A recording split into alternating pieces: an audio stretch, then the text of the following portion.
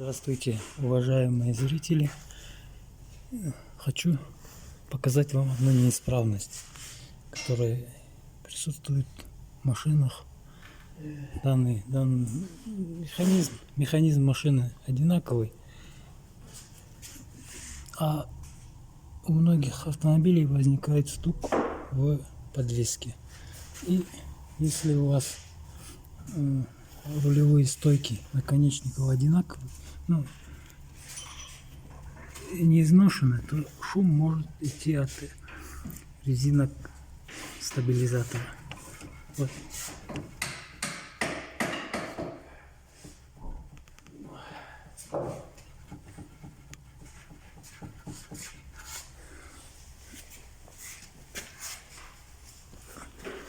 Стойка стабилизатора целая. Шум только может быть от них.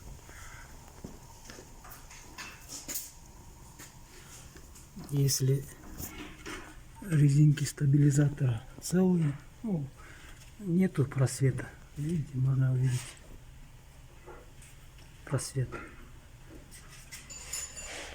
То шум идет от самих стоек стабилизатора или от шаровой опоры. В данный момент неисправность из-за стойки стабилизатора.